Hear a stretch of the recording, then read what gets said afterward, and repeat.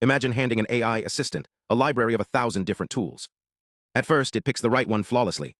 But as you keep scaling up that library, something unexpected happens. It doesn't just get slightly confused. It starts making predictable, systematic mistakes. That's exactly what a new study on large language model agents uncovered. When we scale up the skills available to an AI, we don't just get more capability. We hit two hidden scaling laws that completely reshape how these systems fail, and surprisingly, how they can actually recover. Let's start with what happens before the AI even runs a tool. Researchers found that single-step routing accuracy doesn't just drop randomly as libraries grow. It follows a precise logarithmic decay. Every time you double the size of the skill library, you lose roughly 3 percentage points of accuracy. But the real story is in how those mistakes evolve. At small scales, the model mostly mixes up two very similar tools. As the library expands, those errors drift across different functional categories. This happens because of semantic competition. When multiple skills share overlapping descriptions, they create local clusters of confusion. The model starts competing with itself, and the decision boundary between tools blurs. Eventually, the routing gets captured by what the researchers call black hole skills. These are overly broad, vague tools that act as semantic attractors. They swallow up routing decisions that should have gone to much more specific, correct options. To prove this wasn't just a side effect of longer prompts or shifting task difficulty, the team ran a full battery of controls.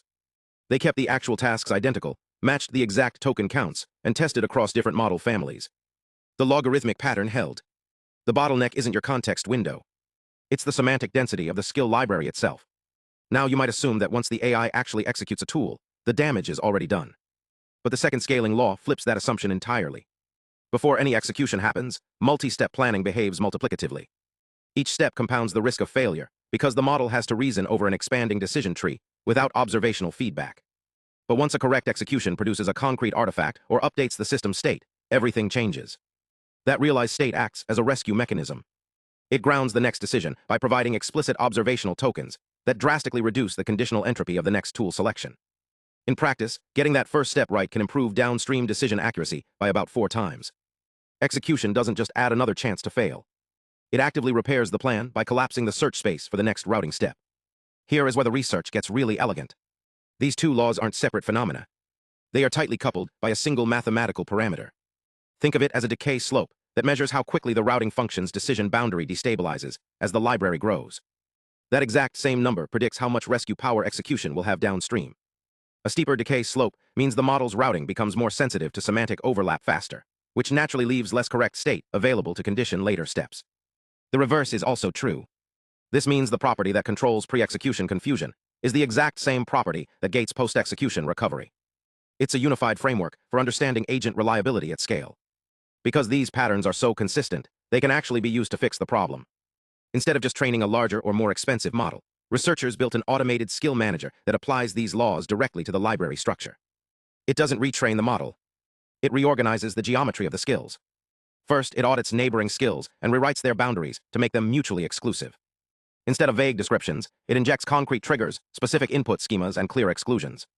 Second, it flags and narrows or removes those overly broad, catch-all skills that act like black holes. Third, it anchors the routing process by preserving concrete operational details and strictly gating the context the model actually sees during tool selection. When they applied these rules to real-world benchmarks, the results were dramatic. Held-out routing accuracy jumped from 71% to over 91%. In-library hijacking dropped from 22% down to 4%.